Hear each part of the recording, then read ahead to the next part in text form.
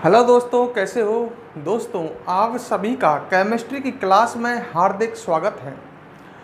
दोस्तों, मेरा नाम संतोष साहू है और दोस्तों हम पढ़ रहे थे 12th क्लास की केमिस्ट्री का चैप्टर नंबर 2 जिसका नाम था सॉल्यूशन विलयन। लास्ट क्लास में दोस्तों हम द्रव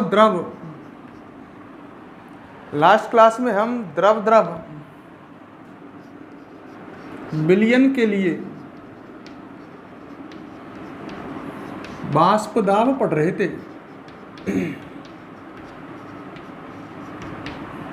तो लास्ट क्लास में हम पढ़ रहे थे द्रव विलयन के लिए वाष्प दाब। यहाँ पर विलेय और विलायक दोनों, आपको ध्यान होगा, दोनों द्रव थे और द्रव भी कैसे थे, वाष्पशील द्रव थे। तो ऐसे विलयन जिसमें विलेय और विलायक दोनों वाष्पशील द्रव थे, उस विलयन के लिए हम वाष्प दाब पढ़ रहे थे। मैंने कहा था मानव विलयन में दो अवयव हैं, ए और बी, ठीक है। और राउल का अनुसार, राउल ध्यान है आपको,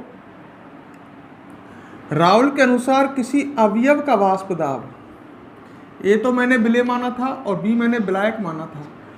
राउल के अनुसार किसी अवयव का वाष्प दाब, पीए अवयव ए का वाष्प दाब, उस अवयव के शुद्ध अवस्था में वाष्प दाब, पी नॉट ए हो गया अवयव ए का शुद्ध अवस्था में वाष्प दाब, और इस अवयव की मोल भिन्न जो विलयन में उपस्थित है, इनके गुणनफल के बराबर होगा। इसको समीकरण 1 माना था।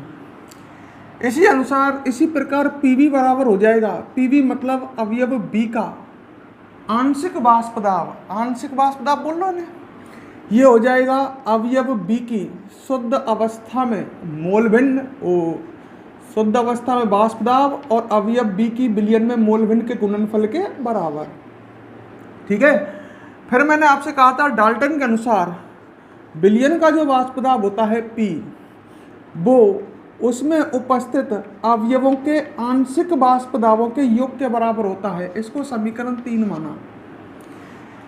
समीकरण 1 और 2 से समीकरण 3 में पीए और पीबी के मान रखे थे, आपको ध्यान आया होगा। तो पी का मान आएगा, पीए का मान रखोगे आप P naught A x A, ऐसे पीवी का मान रख दोगे P naught B x B. ध्यान है। फिर आपको इसमें मैंने एक्स ए बराबर रखा था, इसको मान लेते हैं चलो समीकरण नंबर 4। आपको पता है चूंकि एक्स ए प्लस एक्स बी बराबर कितना होता है 1,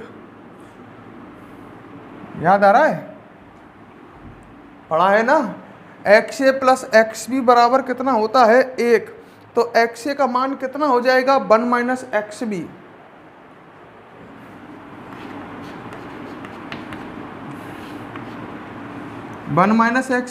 इस 1 माइनस एक्स बी को उठा करके एक्स ए के स्थान पर रखा था मैंने समीकरण 4 में। तो क्या समीकरण बनेगी, पी बराबर क्या आएगा, पी नॉट ए, और एक्स ए का मान रख दोगे आप 1 माइनस एक्स बी। ये लास्ट क्लास में पढ़ा चुका था मैं। प्लस में क्या आएगा P naught B x B,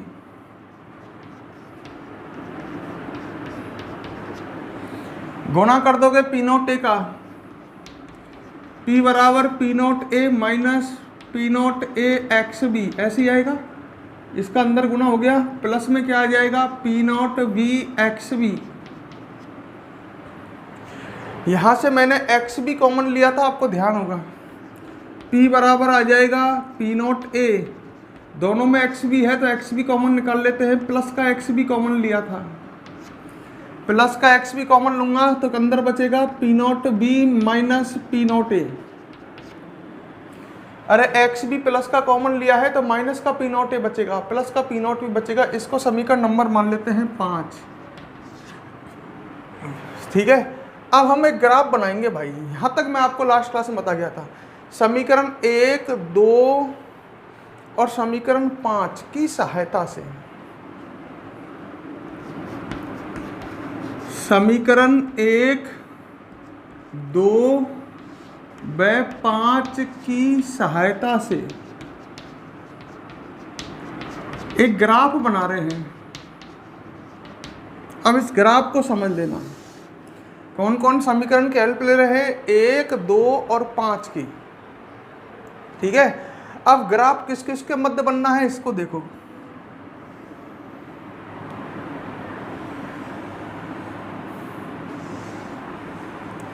तीन समीकरण है, 1, 2 और 5, तो 3 ही ग्राफ आएंगे। ग्राफ बनाने के लिए इस तरह से बना लिया, इधर तो लिया, ये 2 खड़ी अक्ष हैं, इन पे तो वाष्प दाब, इस पर भी और इस पर भी। ठीक है, दोनों तरफ लिखना चाहो तो दोनों तरफ लिख सकते हो। और नीचे ले लिया मोलंस, मतलब ग्राफ बना है वाष्प दाब और अवयवों की मोलंस के मध्य। मोलंस ध्यान है एक्स और एक्स भी, इनके मध्य। ठीक है, इस बिंदु को देखो, ये बिंदु आपको दिख रहा है। यहां मान लेते हैं एक्स बी का मान 0 है, और आपको पता है जब एक्स बी का मान 0 होगा तो एक्स ए का मान 1 आएगा। यहां पर एक्स बी का मान 0 और एक्स ए का मान 1 मान लेते हैं। क्लियर, समझ लेना, यहाँ एक्स बी का मान 0 और एक्स ए का मान 1। अब इधर से इधर जा रहे हैं तो एक्स बी का मान बढ़ रहा है, बढ़ते बढ़ते एक्स बी का मान मैक्सिमम कितना हो सकता है, 1 हो सकता है? जब एक्स बी का मान 1 होगा तो यहाँ पर एक्स ए का मान कितना हो जाएगा, 0। तो इधर से इधर जाने पर एक्स बी बढ़ते बढ़ते 1 हो गया और एक्स ए घटते घटते हो गया 0। क्लियर? अच्छा, अब यहां पर एक मैं पॉइंट लगा रहा हूं, उस पॉइंट को ढंग से देखना। इस पॉइंट पर देखो, कोई सी समीकरण की हेल्प ले लेते हैं। चलो इस समीकरण 4 की हेल्प लेते हैं, या यहाँ की 4 की नहीं तो आप समीकरण नंबर कोई से की वैल्यू 4 की ले लेते हैं। अच्छा, एक्स बी का मान 0 है, इस बिंदु पर एक्स बी का मान 0 है तो ये पूरा 0 हो गया। और एक्स ए का मान कितना है इस बिंदु पर, 1। एक्स ए का मान 1 रखोगे तो पी का मान पी नोट ए आएगा। तो इस बिंदु पर हमें मान मिल गया पी नोट ए। ये है अवयव ए का शुद्ध अवस्था में वाष्प दाब। ऐसे मैं यहां भी निकालता हूं, सही है। यहां पर एक्स ए बराबर 0 है, मतलब बिले 0 है, बिले एक्स ए बराबर 0 है। अब एक्स ए का मान 0 रखोगे आप तो ये पूरा 0 हो जाएगा। ढंग से देख लेना, फिर समझ में नहीं आता है। एक्स ए का मान 0 रखते ये पूरा 0 हो जाएगा। एक्स बी का मान आप 1 रखोगे तो पी बराबर, या मतलब वाष्प दाब जो है वो कितना आएगा, पी नॉट बी के बराबर। मतलब यहां पर बिलियन का वाष्प दाब पी नॉट ए आएगा और यहां बिलियन का वाष्प दाब पी नॉट बी आएगा। क्लियर? अच्छा, अब देखो, एक ग्राफ तो ये बन गया, ये स्ट्रेट लाइन है, मैंने थोड़ा सा ये घूम गया है, इसको आप स्ट्रेट लाइन बनाओ। स्ट्रेट लाइन मतलब बिल्कुल सीधी रेखा।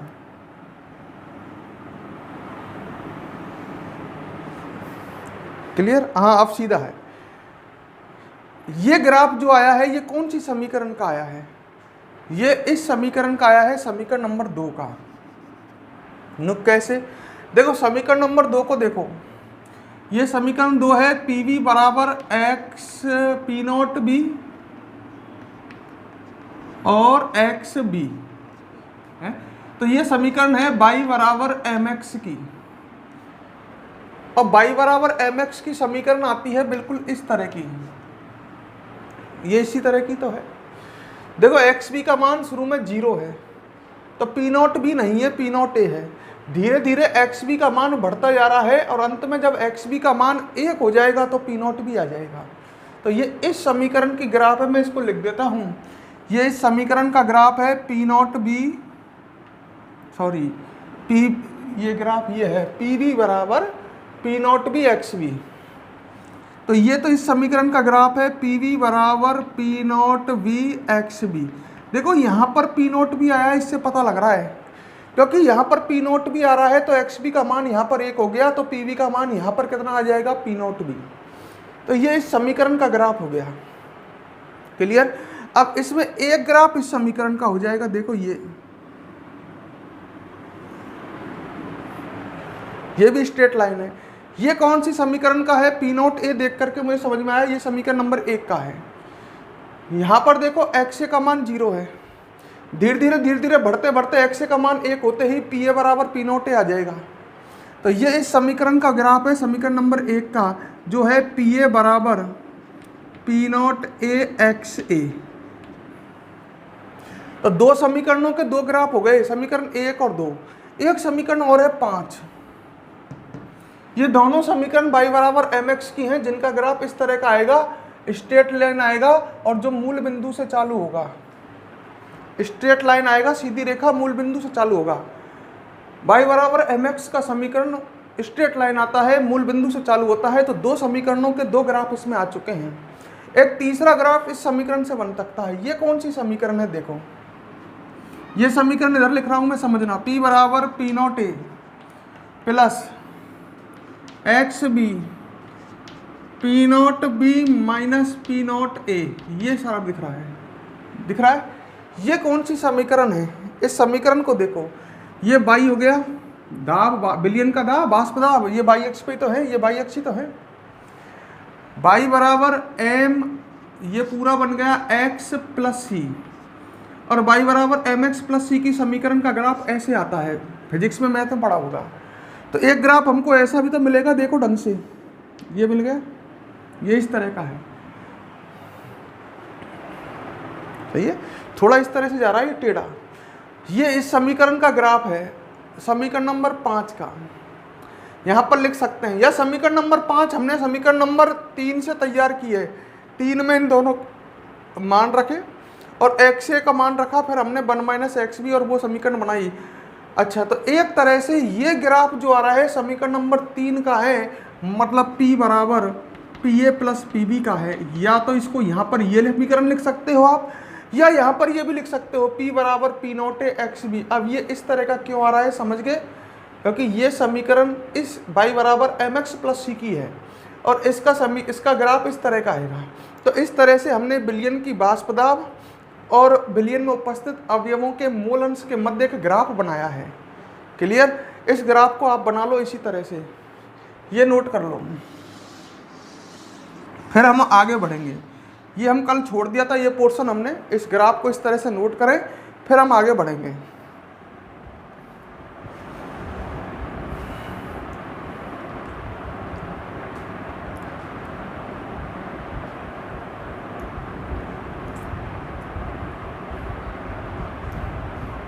जल्दी ग्राफ बनाओ, फिर आगे बात करते हैं।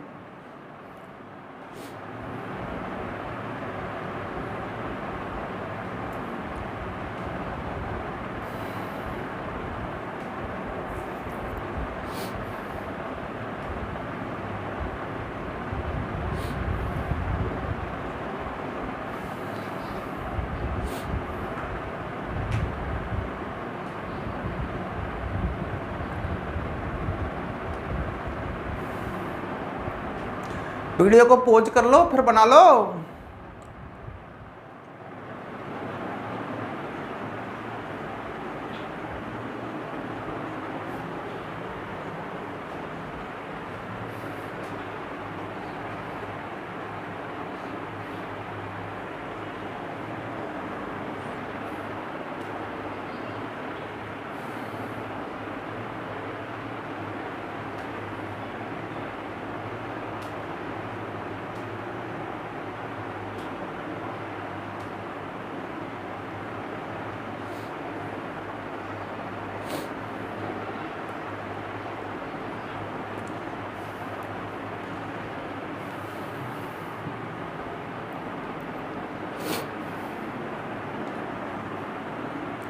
ठीक है। अच्छा, इसमें से क्वेश्चन कैसे आता है, आपसे पेपर में ऐसे पूछ सकता है कि द्रव विलयन के लिए वाष्प दाब को समझाइए, या क्वेश्चन आता है द्रव विलयन के लिए राउल का नियम लिखिए। तब भी आपको ये पूरा जो मैंने पढ़ाया है इस टॉपिक के अंदर का जितना भी आपको पढ़ाया है, आपको वो पूरा लिखना है। फिर सुन लेना, पेपर में आए द्रव विलयन के लिए राउल का नियम लिखो, तो भी आपको ये पूरा समझाना है, इस ग्राफ तक समझाना है। क्लियर। चलो भाई, अब हम इसके बाद आगे बढ़ेंगे। पहले आप नोट कर लो फटाफट, मैं बार बार कह रहा हूँ। पोज करके ग्राफ बनाओ, पोज करके वीडियो को। चलो अब हम आगे बढ़ते हैं। इसके बाद नेक्स्ट टॉपिक,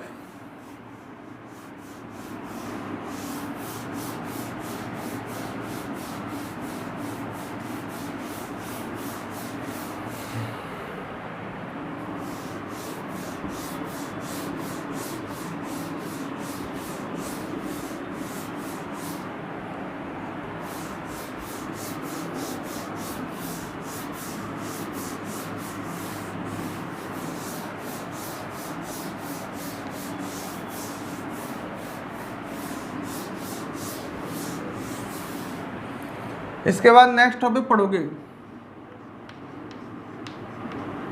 ठोस द्रव विलयन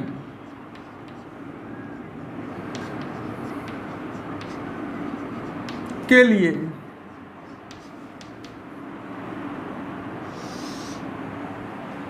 किसके लिए? ठोस द्रव विलयन के लिए वाष्प दाब।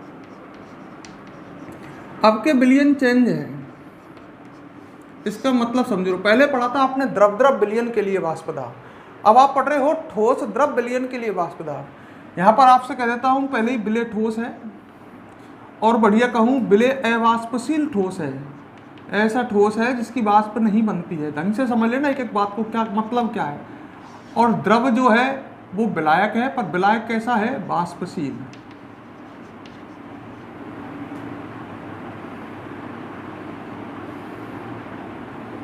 अवाष्पशील ठोस तो विलय हो गया, ये वाष्पशील द्रव विलायक हो गया।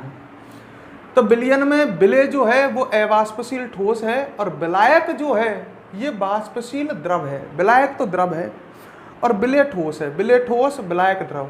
विलय ठोस तो है पर अवाष्पशील है, जिसकी वाष्प नहीं बनती, ऐसा है। और ये द्रव है, वाष्पशील द्रव। क्लियर? इसका मतलब समझ गए? अब आप देखो, इस तरह की कंडीशन है। एक पात्र है, ठीक है, ऊपर ढक्कन लग रहा है, नीचे ये विलयन भर रहा है।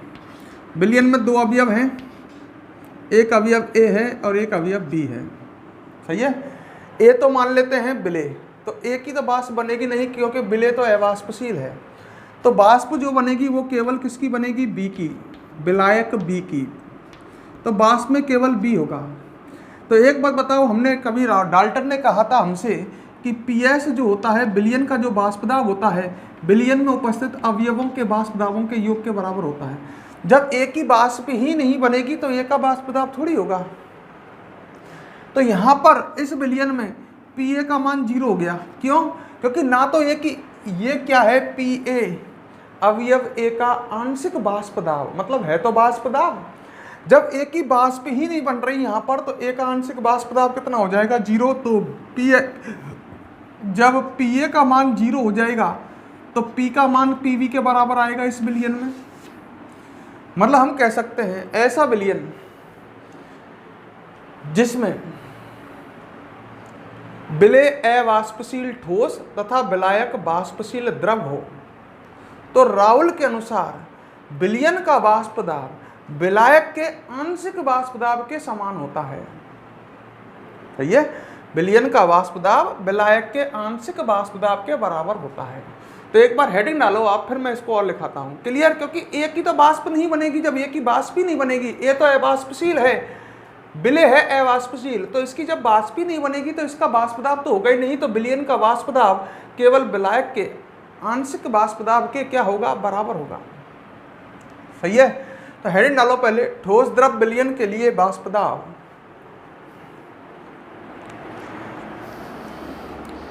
ठोस द्रव विलयन के लिए वाष्प दाब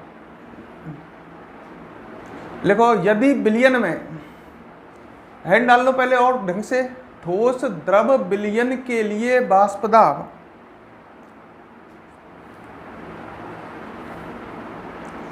डाल दिया। अब लिखो, यदि विलयन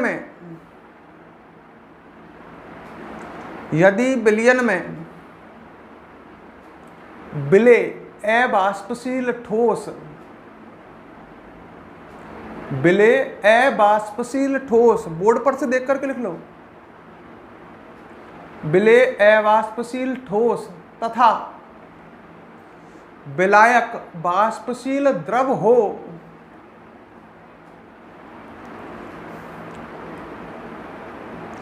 विलायक वाष्पशील द्रव हो तो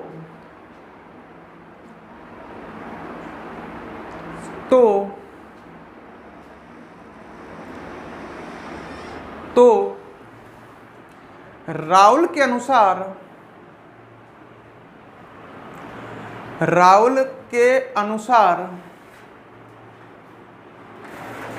विलयन का वाष्प दाब, ये पी विलयन का वाष्प दाब ही तो है। विलयन का वाष्प दाब विलायक के आंशिक वाष्प दाब के समान होता है। विलायक के आंशिक वाष्प दाब के समान होता है। ठीक है, नीचे अगली लाइन पर आ जाओ, ऐसे लिखो, मैं बोल रहा हूं लिखते चलो। देखो, यदि विलयन में विलेय ए, यदि विलयन में विलेय ए तथा विलायक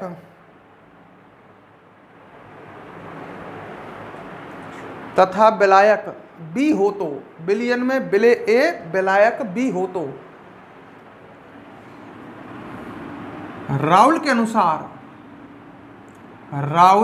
अनुसार P बराबर किसके आएगा? PS। इसको लिख लो।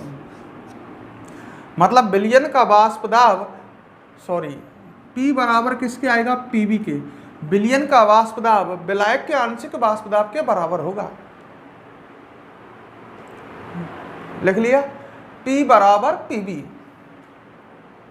अब लिखो, अब देखो आगे, आपको पता है चूंकि PV बराबर आपने पढ़ा है, क्या पढ़ा है? राउल के प्रथम नियम में P0B(Xc), किसी अवयव का आंशिक वाष्प दाब उस अवयव की शुद्ध अवस्था में वाष्प दाब और उस अवयव की विलयन में मोल भिन्न के गुणनफल के बराबर होता है। अतः PV का मान इसमें रख दो तो P बराबर क्या बन जाएगा? P बराबर बन जाएगा P0BXB। क्लियर? सही है, हमने पढ़ा। इसको समीकरण नंबर 1 मान लो चलो, और इसको समीकरण नंबर 2 मान लेते हैं। ये कैसे आया? क्लियर, P बराबर PV है, PV का मान ये होता है, PV का मान मैंने इसमें रख दिया, ये मान हमें मिल गया। चूंकि आपने पढ़ा है XA प्लस XB का मान 1 होता है। अरे अवयवों के मूल अंशों का योग 1 आता है, अतः XB का मान कितना आएगा? XB का मान आ जाएगा 1 माइनस XA। XB का मान उठा करके मैं समीकरण 2 में रखना चाहता हूं। हम कह सकते हैं समीकरण 2 में XB का मान रखने पर, केवल ब्लैक बोर्ड पर देखो, जब लिखने का कहा जाए तभी लिखना। समीकरण 2 में हम XB का मान रखेंगे। देखो क्या होगा, XB का मान ये रहा, इसको समीकरण 2 में रखो तो क्या बन जाएगा? P बराबर P0B और XB की जगह क्या आ जाएगा? 1 माइनस XA। सॉल्व कर दे, P बराबर आ जाएगा P0B माइनस P0BXA। क्लियर है? क्लियर है? अब मैं एक काम करता हूं, इस पूरे को पक्षांतरण करके इधर ले आता हूं। P0BXA ये प्लस में हो जाएगा जब ये माइनस का है, इधर आएगा तो, और ये P इधर को चला गया, ये माइनस में हो जाएगा, P0B माइनस P हो जाएगा। सही है ना? ये प्लस का है, इधर को माइनस में आ गया। अब ये क्या है? ये सही है, आपको बता देता हूं, इधर लिख देता हूं। P0B माइनस P है जो, ये क्या है? P0B क्या है मुझे ये बताओ। आपने पढ़ा है विलायक का शुद्ध अवस्था में वाष्प दाब, P क्या है? विलयन का वाष्प दाब। सिंबल क्लियर करो, ये विलायक का शुद्ध अवस्था में जब विलायक अकेला था ये P, ढंग से देखना, नीचे केवल बी है।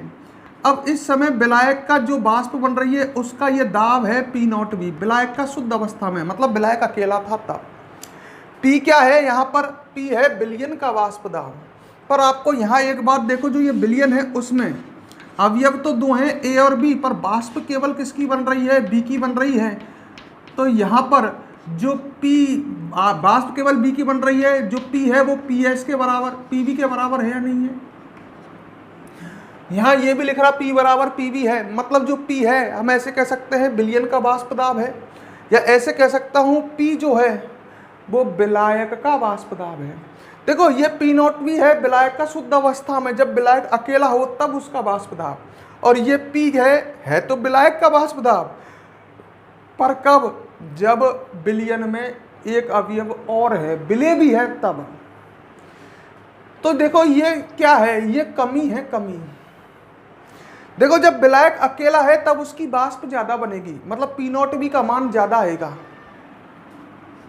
विलायक अकेला है तो उसकी वाष्प ज्यादा बनेगी।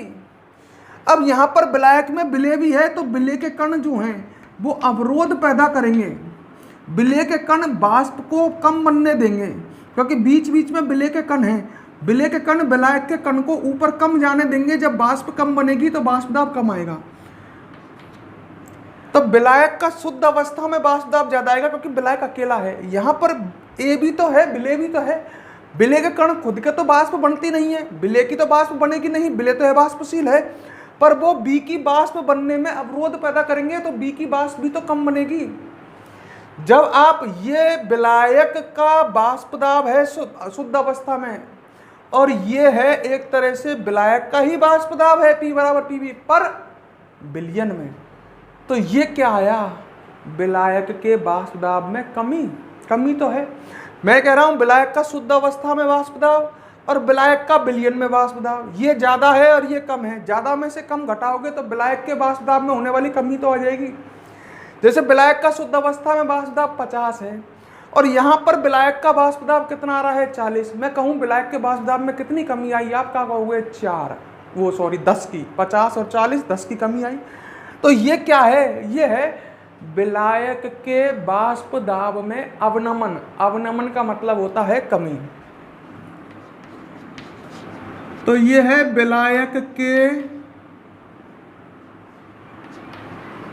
वाष्प दाब में अवनमन।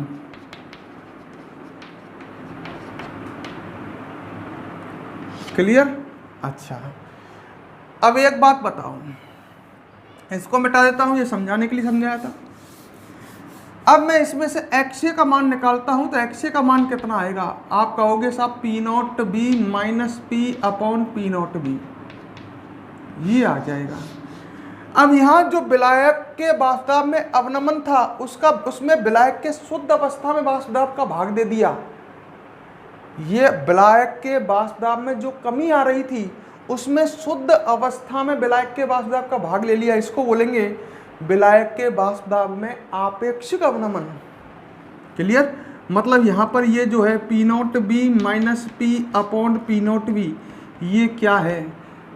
देखो खाली ये जो है, ये ऊपर वाला ये तो है विलायक के वाष्प दाब में अवनमन, पर इसमें जब P0V का भाग लग गया तो इसको बोलेंगे हम विलायक के वाष्प दाब में आपेक्षिक अवनमन। आपेक्षिक अवनमन। तो विलायक के वाष्प दाब में आपेक्षिक अवनमन किसके बराबर होगा? विलेय की मोल भिन्न के बराबर होगा। ये राउल का नियम है। कौन से विलयन के लिए? ठोस द्रव विलयन के लिए। सही है। इसको लिख करके हम नीचे लिख सकते हैं, यदि विलयन में विलेय अवाष्पशील ठोस तथा विलायक वाष्पशील ठोस हो, विलेय अवाष्पशील ठोस विलायक वाष्पशील द्रव हो, तो राउल के अनुसार विलायक के वाष्प दाब में आपेक्षिक अवनमन विलेय के मोल अंश के बराबर होता है। ठीक है, इसको हम एक तरह से राउल का दूसरा नियम कह सकते हैं, या राउल का नियम कह सकते हैं। कौन से विलयन के लिए? ठोस द्रव विलयन के लिए। क्लियर? तो एक काम करो, आप पहले यहाँ से इसको लिखना स्टार्ट करो, पहले इधर का फिर इधर का, इसे यहाँ तक कंप्लीट कर लो, फिर मैं इसमें आपको लिखाऊंगा। इसे यहाँ तक कंप्लीट करो, फिर हम आगे बात करेंगे।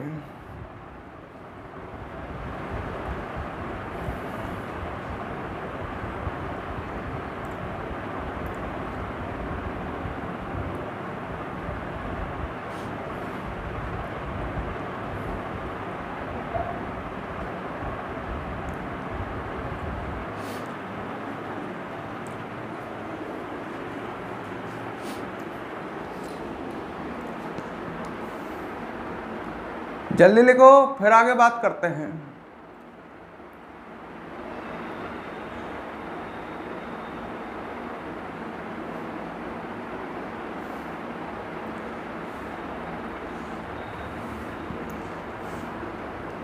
फटाफट।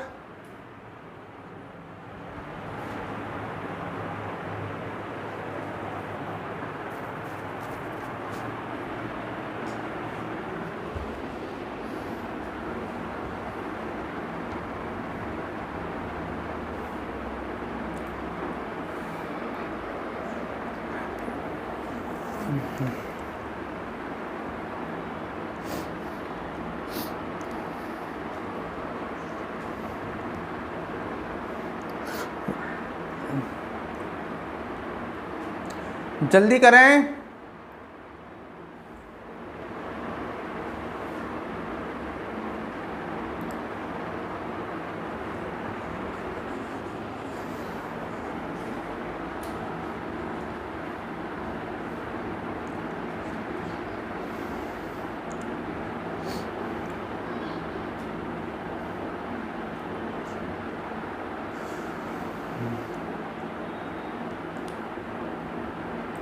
लिख लिया?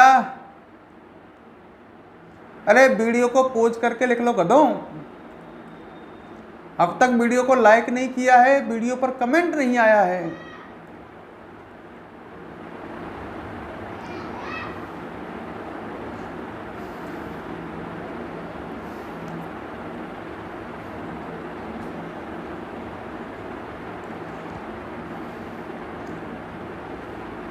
ठीक है, चलो अब बात करते हैं आगे। लिखो अब नीचे, यहां तक लिख लिया ना? अब लिखो नीचे स्टार लगा कर लिखो। चलो लिखो, यदि बिलियन में विलेय अवाष्पशील ठोस या विलेय अवाष्पशील, इतना लिख लो, यदि बिलियन में विलेय अवाष्पशील तथा विलायक वाष्पशील हो, विलेय अवाष्पशील तथा विलायक वाष्पशील हो, तो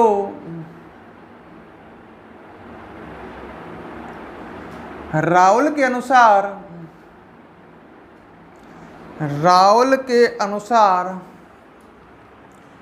ये क्या है?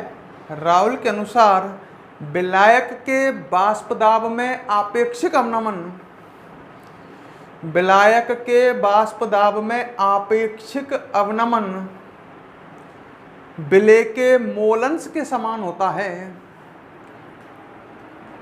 विलेय के मोलंश के समान होता है।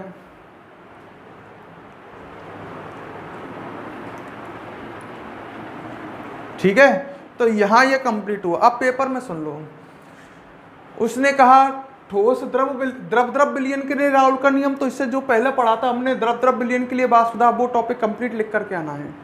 और पेपर में आए अगर ठोस द्रव विलयन के लिए राउल का नियम, तो ये पूरा कंप्लीट आपको टॉपिक लिखना है। ठीक है, पेपर में जैसे पूछे उसके अकॉर्डिंग आपको आंसर देना है। क्लियर? अब हम आगे बढ़ते हैं। देखो सामने,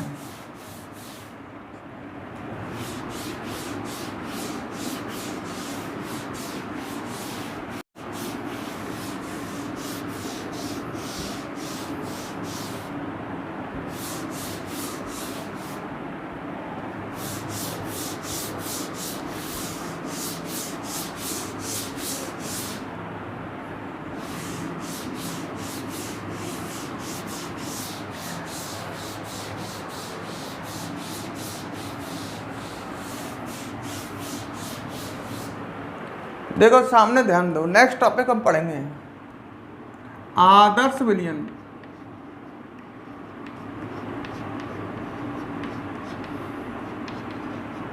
आइडियल सॉल्यूशन।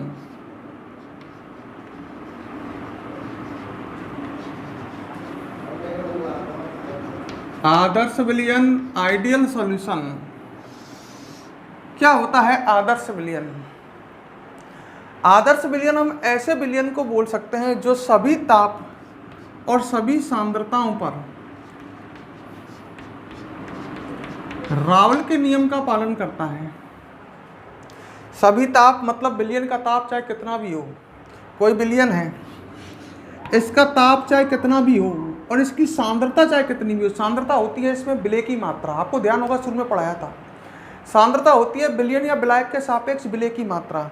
मतलब ये कोई विलयन है, इसका अपन ताप बढ़ाएं या घटाएं, या इसमें विलय की मात्रा चेंज करें या विलय की मात्रा बढ़ाएं या घटाएं, तो ताप बढ़ाएं या घटाएं या विलय की मात्रा मतलब विलयन की सांद्रता चेंज करें, तब भी ये विलयन अगर राउल के नियम का पालन करता है। राउल के नियम का मतलब है जैसे इसमें जो विलय है उसका वाष्प दाब P0 XA के बराबर आ रहा है, इसमें अवयव B का वाष्प दाब P0 भी XB के बराबर आ रहा है, तो हम कहेंगे ये विलयन, इन दो का गुणनफल करें तो ये PA आएगा। तो ये विलयन किसके बराबर, किसका, कैसा विलयन हुआ? आदर्श विलयन। जैसे प्रायोगिक तौर पे आपने इस विलयन में A का आंशिक वाष्प दाब निकाला और A का आपने आंशिक वाष्प दाब इन दोनों के गुणनफल से निकाला, ये भी 50 आया और ये भी 50 आ रहा है। ये तो प्रायोगिक तौर से किसी उपकरण से निकाला। इस विलयन में उपस्थित अवयव A का आंशिक वाष्प दाब किसी उपकरण से निकाला, वो 50 आया। और इस अवयव इस विलयन में उपस्थित A की मोल भिन्न और इस A के शुद्ध अवस्था में वाष्प दाब का हमने गुणनफल किया, जब भी ये 50 आया, तो इसका मतलब इस विलयन में PA बराबर P0 XA है। तो ये विलयन राउल के नियम का क्या कर रहा है? पालन। मतलब सिंपल भाषा में कहूँ, ऐसा विलयन जो सभी ताप व सभी सांद्रताओं पर राउल के नियम का क्या करता है? पालन, क्या कहलाता है? आदर्श विलयन, आइडियल सॉल्यूशन। हेडिंग डालो, समझ में आएगा। हेडिंग डालो, आदर्श विलयन, आइडियल सॉल्यूशन।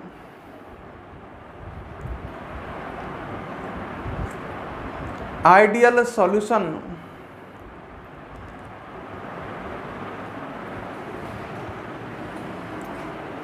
डाल दिया, लिखो इसमें ऐसा विलयन, ऐसा विलयन जो सभी ताप, ऐसा विलयन जो सभी ताप व सभी सांद्रताओं पर, सभी ताप व सभी सांद्रताओं पर राउल के नियम का पालन करता है, राउल के नियम का पालन करता है, आदर्श विलयन कहलाता है।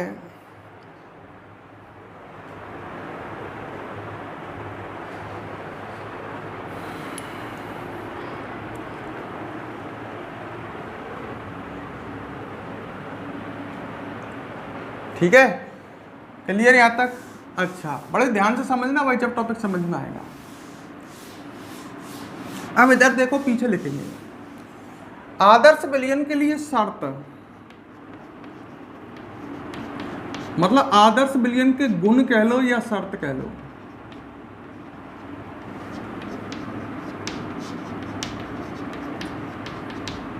आदर्श विलयन के गुण या आदर्श विलयन के लिए शर्त। पहली शर्त जो अभी बताई थी, राउल के नियम का पालन करता है। आदर्श विलयन के लिए पहली शर्त या पहला गुण ये हो गया कि राउल के नियम का क्या करता है? पालन।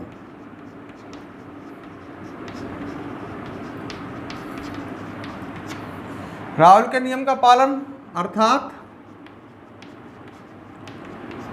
पीए का मतलब समझ गए आप?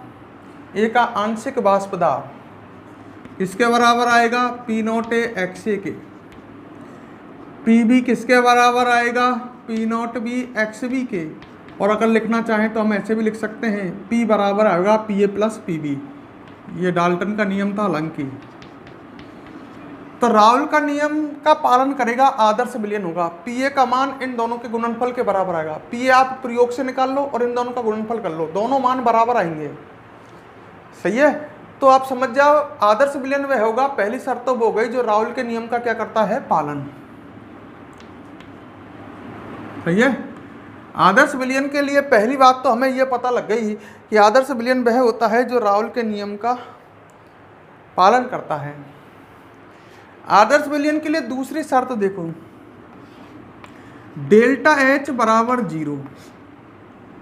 पहली बात, डेल्टा एच क्या होता है, एंथैल्पी परिवर्तन, या आप इसको और बढ़िया लिखो तो डेल्टा एच मिश्रण बराबर 0।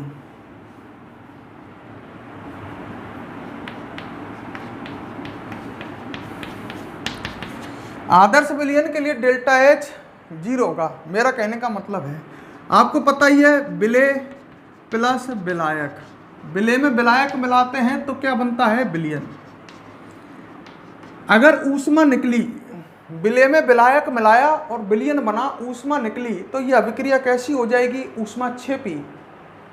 और अगर ऊष्मा नहीं निकली, ऊष्मा अवशोषित हुई, तो अभिक्रिया कैसी हो जाएगी, ऊष्माशोषी।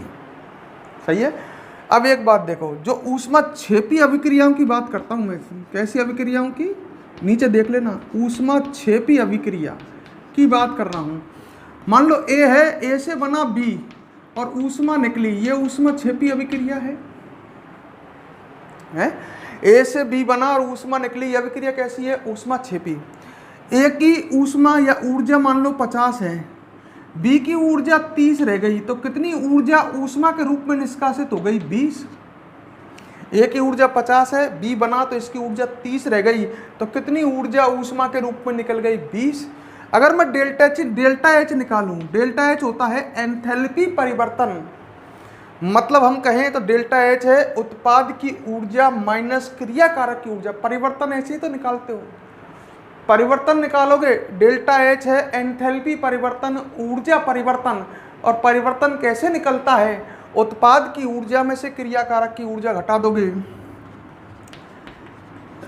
फाइनल माइनस इनिशियल करते हैं ना, फाइनल तो ये हो गया उत्पाद, अंत में यही तो बचेगा, और प्रारंभ में क्रिया कारक लोगे आप, तो फाइनल माइनस इनिशियल करना है, उत्पाद की ऊर्जा में से क्रिया कारक की, तो -20। तो ऊष्माक्षेपी अभिक्रिया का डेल्टा एच कैसा आता है, नेगेटिव। ऐसी अगर ऊष्माशोषी अभिक्रिया होती, मान लो ये अभिक्रिया आपके ऊष्माशोषी है, सही है, ऊष्माक्षेपी अभिक्रिया के लिए आपने समझ लिया डेल्टा एच नेगेटिव आएगा। आप हमेशा याद रखना एंथैल्पी परिवर्तन नेगेटिव आएगा। अगर अभिक्रिया होती ऊष्माशोषी, जैसे मैं अब दोबारा लिखता हूँ, ए से बना बी, सही है, ए की ऊर्जा मान लो थी 50 और बी की ऊर्जा हो गई 70, तो ये अभिक्रिया बताओ मुझे ऊष्माशोषी है या नहीं है। कितनी ऊर्जा का अवशोषण हुआ है, 20 का। ऊर्जा निकली थोड़ी है, ए की ऊर्जा 50 है, बी की 70 हो गई, तो यहाँ पर ए से बी बनने पर ऊर्जा का अवशोषण हुआ है, ऐसी अभिक्रिया क्या कहलाएगी, ऊष्माशोषी। अब यहाँ डेल्टा एच निकालें तो वही तरीका, उत्पाद की में तो क्रिया कारक की घटाओगे ऊर्जा, तो कितनी आएगी, माइनस की +20 +20, 70 में 50 तो प्लस के 20 ही तो आएगा, तो डेल्टा एच का मान कैसा आएगा, पॉजिटिव।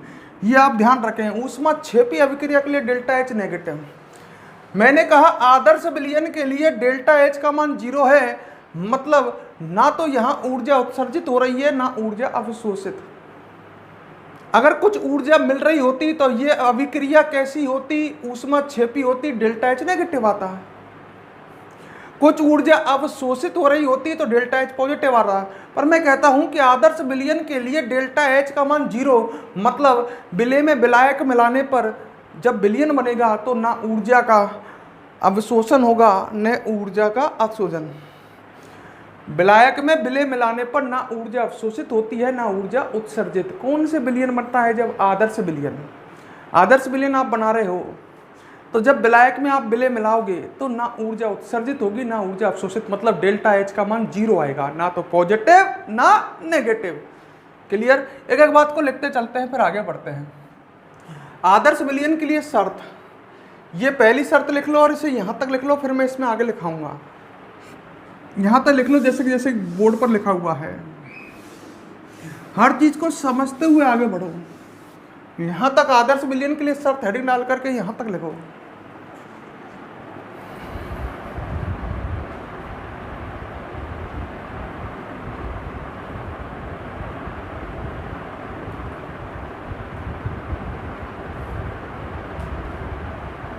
हेड डालो आदर्श विलयन के लिए शर्त और बोर्ड पर से नोट करो, राउल के नियम का पालन करता है। नंबर 1, राउल के नियम का पालन करता है, अर्थात पी ए बराबर हो जाएगा P naught A x A, P B बराबर हो जाएगा P naught B x B, और पी बराबर हो जाएगा P A plus P B. पहली शर्त हो गई। और नंबर 2 लिखो, डेल्टा एच मिश्रण बराबर 0। इसका मतलब समझ गए, डेल्टा एच का मान 0 होगा। डेल्टा एच मिश्रण बराबर 0 अर्थात लिखो अर्थात विलायक में विलय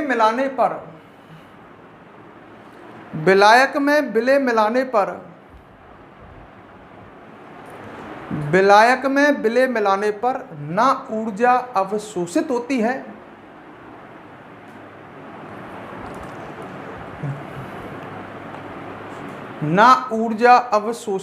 है और ना ही उत्सर्जित, ना ऊर्जा अवशोषित होती है ना ऊर्जा उत्सर्जित। तो तीसरा गुण या तीसरी शर्त देखें, 2 शर्त हो गए, ना ऊर्जा उत्सर्जित होती है और ना ही अवशोषित। अच्छा, अगली शर्त देखो, डेल्टा बी मिश्रण बराबर 0, आदर्श विलयन का गुण। इसका मतलब डेल्टा बी 0, डेल्टा बी है एक तरह से आयतन का अंतर। देखो इधर देखो, विलय प्लस विलायक और बन रहा है विलयन। विलय का आयतन मान लो 10, विलायक का आयतन 20, तो विलयन का आयतन आएगा 30। यहाँ पर बताओ डेल्टा बी का मान कितना आ रहा है, 0। मतलब विलयन के आयतन में से और विलय और विलायक के आयतन का योग अगर अपन घटा दें तो टोटल डेल्टा बी का मान 0 ही तो आएगा। सही है। मतलब अपन कह सकते हैं आदर्श विलयन के लिए डेल्टा बी 0 आता है, अर्थात विलयन का आयतन विलय व विलायक के आयतन के योग के बराबर होता है। अगर आयतन बढ़ जाता विलयन का, या विलयन का आयतन विलय और विलायक के आयतन के योग से घट जाता, तो फिर विलयन कौन सा नहीं होता, आदर्श विलयन। तो आदर्श विलयन के लिए डेल्टा बी मिश्रण 0 अर्थात विलयन का आयतन विलय व विलायक के आयतन के योग के बराबर होता है। तो नंबर 3 लिखो पहले, डेल्टा बी मिश्रण बराबर 0, आदर्श विलयन का गुण डेल्टा बी मिश्रण बराबर 0 अर्थात विलयन का आयतन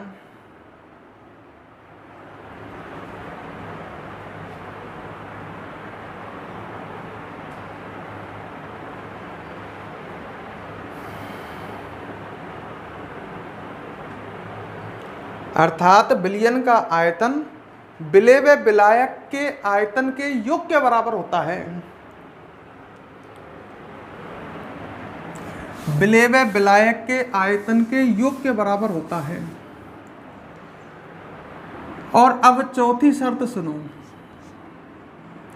योग के बराबर होता है। 3 शर्त सरल सी हैं, चौथी देख लो लास्ट शर्त है पर ये कंफ्यूज करेगी। देखो विलयन है ये आपके पास, ये विलय है मान लो, और ये विलायक है, और दोनों को मिक्स कर दिया, क्या बन गया, विलयन। विलय मान लो ए है, तो विलय में ए के अणुओं के मध्य आकर्षण बल होंगे। विलायक बी हैं, बी में बी के अणुओं के मध्य आकर्षण बल होंगे। और जब आप इन दोनों को मिलाओगे तो ये पहले के बंध टूट जाएंगे और नए बंध बन जाएंगे ए और बी के मध्य। कहाँ पर, विलयन में। भाई विलय में तो ए ही अणु है, केवल ए के ही तो अणु है, विलय ए है तो ए के ही तो अणु है जिनके बीच आकर्षण के बल है। विलायक में केवल बी के अणु हैं जिनके बीच आकर्षण के बल है। जब आप इनको मिक्स करोगे तो ये पहले के बंध टूट जाएंगे, नए बंध बन जाएंगे ए और बी के मध्य। मैं क्या कहना चाहता हूं, आदर्श विलयन में क्या होगा, विलयन में उपस्थित आकर्षण बलों का परिमाण, परिमाण मतलब मात्रा, विलेय व विलायक में उपस्थित आकर्षण बलों के परिमाण के योग के बराबर होगा। जैसे इसमें आकर्षण बल मान लो 40 हैं, इसमें आकर्षण बल 40 हैं, तो इस विलयन में आकर्षण बल कितने बनेंगे, 80 बनेंगे। मतलब आदर्श विलयन में उपस्थित आकर्षण बलों का परिमाण, परिमाण मतलब मात्रा, विलेय व विलायक में उपस्थित आकर्षण बलों के परिमाण के योग के बराबर होती है। यह आकर्षण बलों का परिमाण हो गया, इनके योग के बराबर होगी। क्लियर? बड़ी उटपटांग बात है, पर लिखो इसको। नंबर 4 लिखो, आदर्श विलयन में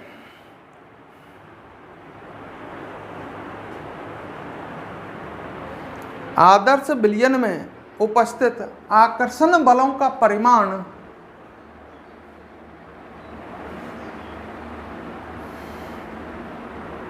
आदर्श विलयन में उपस्थित आकर्षण बलों का परिमाण, परिमाण मतलब मात्रा, आकर्षण बलों का परिमाण कॉमा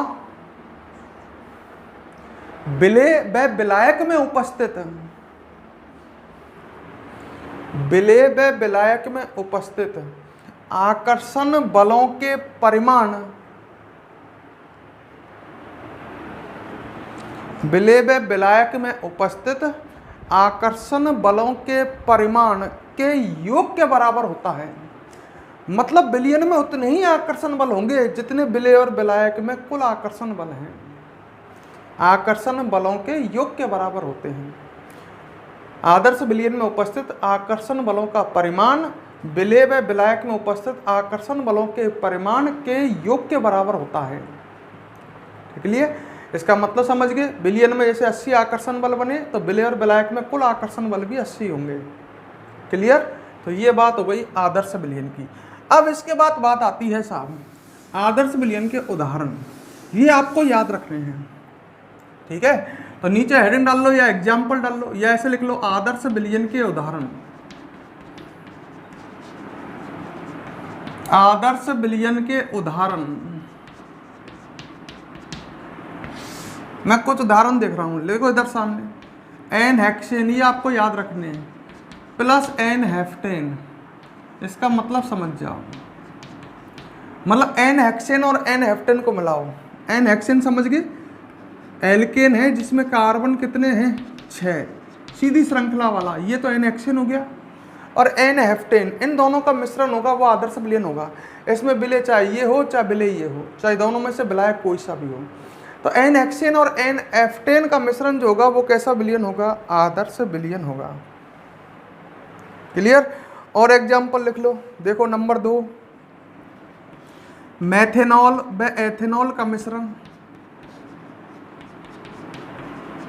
मेथेनॉल और एथेनॉल समझ गए। मेथेनॉल को कह सकते हैं CH3OH मेथिल एल्कोहल, और एथेनॉल का मतलब हो गया एथिल एल्कोहल। इन दोनों का मिश्रण भी कैसा होगा, आदर्श विलयन होगा। तो 2 एग्जाम्पल ये हो गए। तीसरा एग्जाम्पल CCl4 व SiCl4 का मिश्रण, कार्बन टेट्राक्लोराइड और सिलिकॉन टेट्राक्लोराइड, इन दोनों का मिश्रण, ये भी कैसा हो जाएगा, आदर्श विलयन हो जाएगा। कितने एग्जाम्पल हो गए, 3। और लिख लो नंबर 4, बेंजीन और टोलुइन का मिश्रण। देखो कई सारे एग्जाम्पल बता रहा हूँ मैं। बेंजीन और टोलुइन आप जानते होंगे, बगल में बना देता हूँ। ये बेंजीन है C6H6, और अगर बेंजीन से अपन CH3 जोड़ दें तो ये टोलुइन बन गया। बेंजीन और टोलुइन का मिश्रण भी कैसा विलयन होगा, आदर्श विलयन होगा। कितने एग्जाम्पल हो गए, 4।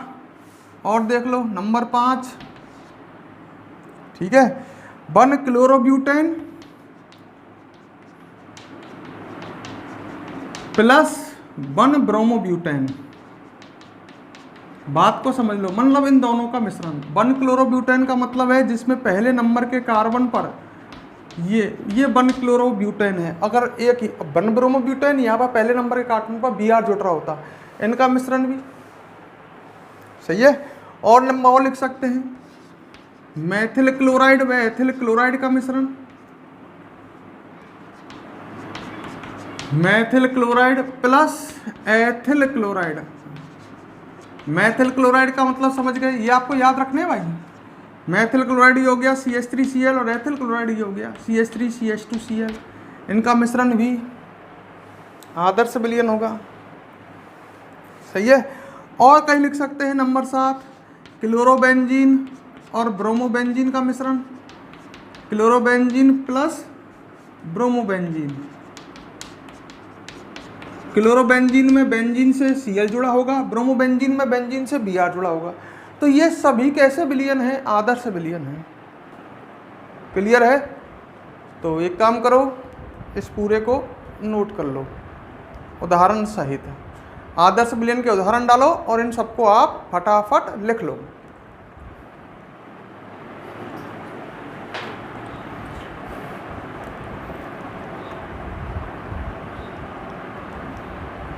रुक जाओ, एक काम नहीं किया, वीडियो को अब तक लाइक और कमेंट नहीं किया,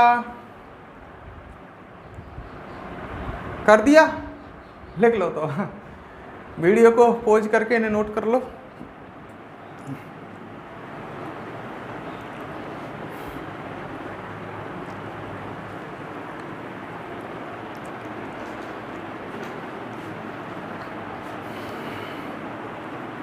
वीडियो को पॉज करके नोट कर लो।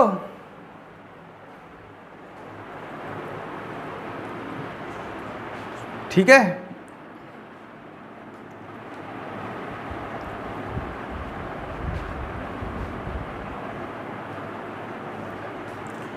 ठीक है दोस्तों, अब हम आपसे नेक्स्ट क्लास में मिलेंगे। क्लियर?